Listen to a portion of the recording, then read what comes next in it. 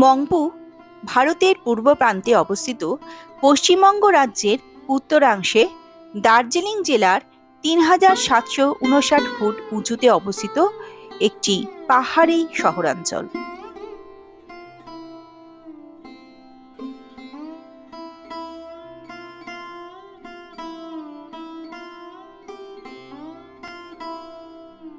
এটি সড়ক পথে দার্জিলিং শহরের পূর্ব দিকে ৩৩ কিলোমিটার দূরে ও শিলিগুড়ি শহরের উত্তরে ৫২ কিলোমিটার দূরে অবস্থিত।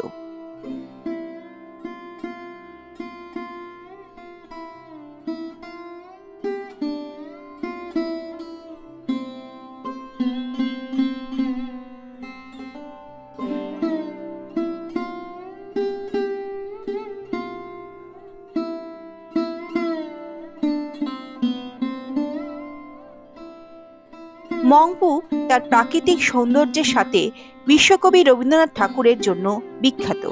এই মংপুতে গ্রীষ্মকালীন অবকাশ কাটাতে ৪ বার এসেছিলেন কবিগুরু। এখানে রয়েছে বিশ্বকবি রবীন্দ্রনাথ ঠাকুর সম্পর্কিত রবীন্দ্র সংগ্রহশালা। দার্জিলিংয়ে শিটং যারা বেড়াতে আসেন তাদের সাইট সিনের মধ্যে মংপু একটি উল্লেখযোগ্য দর্শনীয় স্থান। আমরাও শিটং থেকে এখানে এসেছিলাম। দার্জিলিং জেলার এই মংপুতে প্রচুর শিংকোনার চাষ হয়। এই শিংকোনা দিয়েই তৈরি হয় ম্যালেরিয়ার ঔষধ কুইনাইন।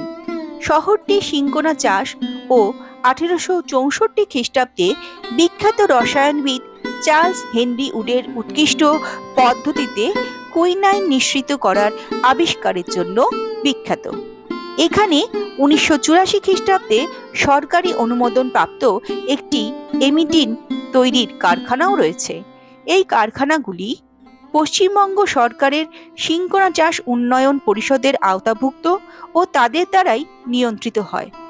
১৮৬০ খ্রিস্টাব্দ থেকে এই কারখানাগুলি বেঙ্গল প্রেসিডেন্সির দার্জিলিং জেলা নির্দেশকদের দ্বারা পরিচালিত হতো। শিংকোনা চাষোন্নয়ন পর্ষদ ও অন্যান্য মহৌষধির চাষ এই অঞ্চলের ১,০০,০০০ একর জমিতে সরকারিভাবে নিয়ন্ত্রিত হয়।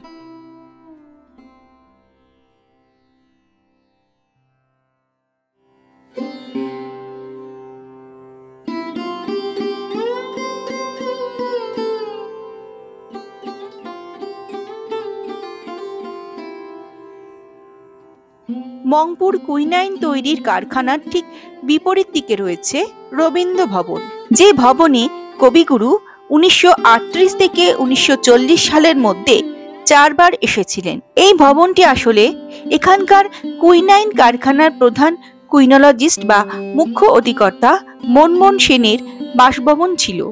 প্রধান কুইনোলজিস্ট ছিলেন রবীন্দ্র ভক্ত লেখিকা মৈত্রেয়ী দেবীর স্বামী। মৈত্রেয়ী দেবীর বিখ্যাত গ্রন্থ নহন্যতে। কবিগুরু যখন কালিম্পং আসেন তখনই মংপুতে আসার আমন্ত্রণ জানিয়েছিলেন তার কন্যাসম মৈত্রেয়ী দেবী। তার আমন্ত্রণে কবিগুরু প্রথম মংপুতে আসেন এবং হিমালয়ের কোলে সুন্দর মংপুকে দেখে মুগ্ধ হয়ে প্রায় ৪ বার ছুটে গিয়েছিলেন মংপুতে। প্রতিবারই তিনি এখানে ১ থেকে ১.৫ মাস করে থাকতেন। কবির মৃত্যুর ৩ বছর পর শিংকোনা বাগানের ভিতরে এই বাংলোয় রবীন্দ্র সংগ্রহশালা তৈরি করে শিংকোনা মন্ত্রণালয়। এর নাম হয় রবীন্দ্র ভবন। ২০১৭ সালে ভবনটিকে হেরিটেজ তকমা দেয় পশ্চিমবঙ্গ সরকার।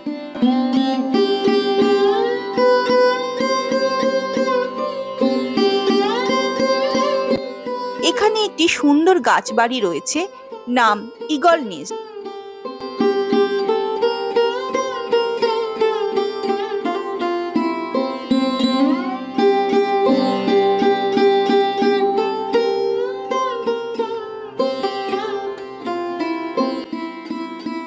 এই রবীন্দ্র ভবন প্রতিদিন সকাল ৮টা থেকে দুপুর ১২টা পর্যন্ত খোলা থাকে।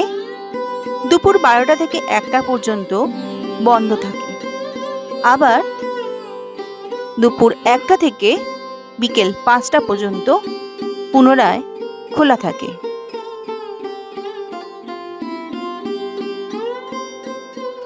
এই ভবনে প্রবেশের জন্য টিকিটের মূল্য জনপ্রতি 25 টাকা।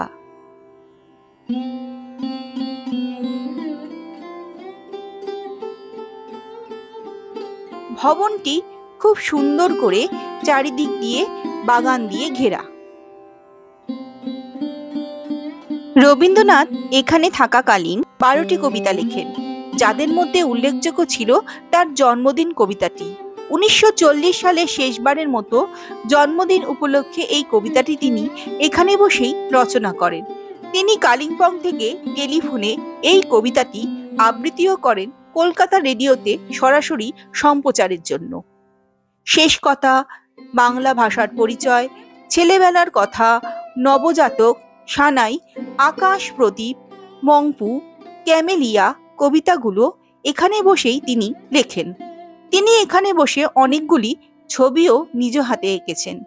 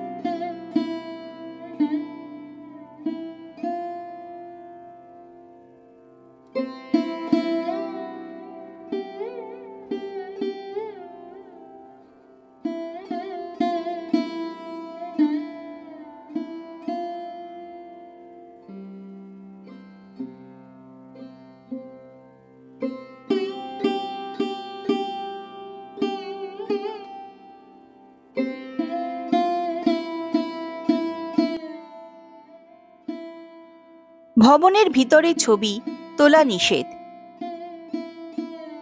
কিন্তু সামনের অংশটির ছবি কিছু তোলা যায়।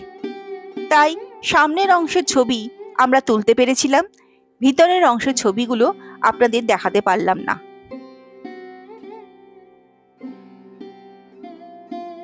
এই ভবনে কবির ব্যবহার করা সামগ্রী যেমন খাট, লেখার ডেস্ক, বায়োকেমিক ঔষধের শিশি, তার বিভিন্ন আলোকচিত্র, ছবি আঁকার রং তুলি, রঙের প্যালেট, তার আঁকা ছবিগুলি, পাণ্ডুলিপি, মৈত্রেয়ী দেবীকে লেখা কবির কিছু চিঠিও রয়েছে। স্নানঘরে ঠান্ডা ও গরম পানীয় সরবরাহের জন্য তার নিজের তৈরি সৃজনশীল ব্যবস্থা দেখে আশ্চর্য হয়ে যেতে হয় যে তিনি একই সাথে কত প্রতিভার অধিকারী ছিলেন। এই ভবনে এলে আপনাদের আরও একটি উপরি পাওনা হলো এখানকার নেপালি কেয়ারটেকারের কণ্ঠে অপূর্ব রবীন্দ্রসঙ্গীত।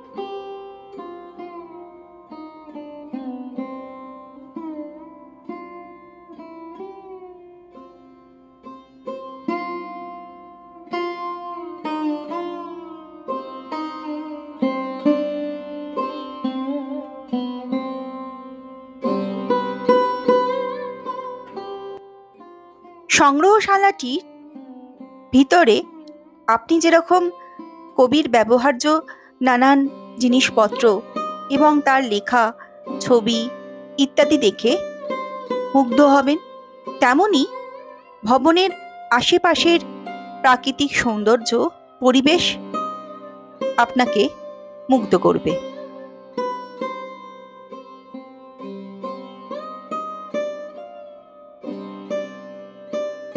দার্জিলিং বা শিলং এলে অবশ্যই মংপু ঘুরে যাবেন এই রবীন্দ্র ভবন থেকে।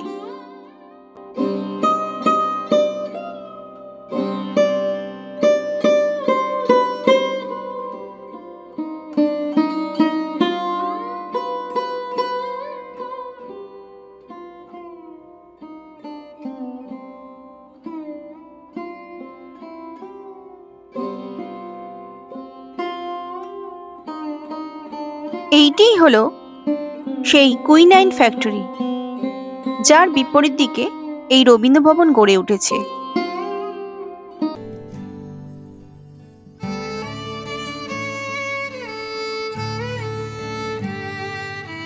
কুজ্ঝটি জাল যেই সরে গেল মংপুর, নীল শৈলের গায়ে দেখা দিল রংপুর। বহু কেলে জাদুকর খেলা বহুদিন তার, আর কোনো দায় নেই লেশ নেই চিন্তার। দূর বৎসর মানে ধ্যানে চাই যদ্দূর, দেখি লুকোচুরি খেলে মেঘার রোদ্দুর। কত রাজা এলো গেল মোলো এরই মধ্যে, লড়েছিল বীর কবি লিখেছিল পদ্যে। কত মাথা কাটাকাটি সভ্যে অসভ্যে, কত মাথা ফাটাফাটি সনাতনে নব্যে। ওই গাছ চিরদিন যেন শিশু মস্ত, সূর্য উদয় দেখে তার অস্ত। ওই ঢালু গিরিমালা রুক্ষ ও বন্ধা, দিন গেলে ওরই পরে জপ করে সন্ধ্যা। নিচে রেখে দেখা যায় ওই নদী তিস্তার, কঠোরের স্বপ্নে ও মধুরের বিস্তার। হেনকালে একদিন বৈশাখী গ্রীষ্মে টানা পাখা চলা সেই সেকালের বিশ্বে। রবি ঠাকুরের দেখা সেই দিন মাত্র, আজই তো বয়স তার কেবল ৭৮। সাতের পিঠের কাছে এক ফোঁটা শূন্য, শত শত বরষের ওদের তারুণ্য। ছোট আয়ু মানুষের তবু একই কাণ্ড, এটুকু সীমায় গড়া মনোব্রহ্মাণ্ড। কত সুখে দুঃখে গাথা ইষ্টে অনিষ্টে, সুন্দর কুৎসিতে তিক্তে ও মিষ্টে। কত গৃহ উৎসবে কত সভা সজ্জায়, কত রসে মজ্জিত অস্থি ও মজ্জায়। ভাষার নাগাল ছাড়া কত উপলব্ধি, ধ্যানের মন্দিরে আছে তার স্তব্ধি। অবশেষে একদিন বন্ধন খণ্ডি, অজানা অদিষ্টের অদৃশ্য গণ্ডি। অন্তিম নিমেষেই হবে উত্তীর্ণ, তখনই অকস্মাৎ হবে কি বিদীর্ণ। এত রেখা এত রঙে গড়া এই সৃষ্টি, এত মধু অঞ্জনে রঞ্জিত দৃষ্টি।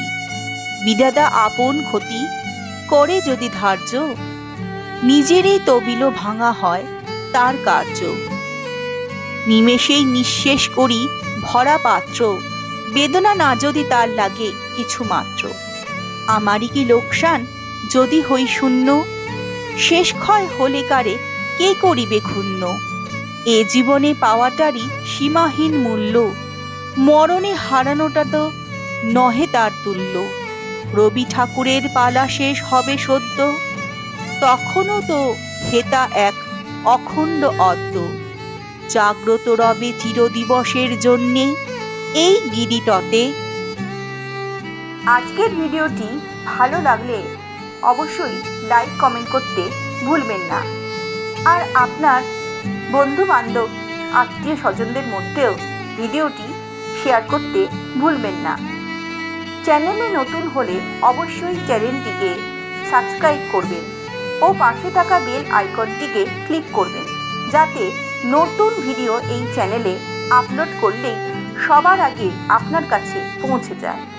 সবাই ভালো থাকবেন, সুস্থ থাকবেন। অনেক অনেক ধন্যবাদ।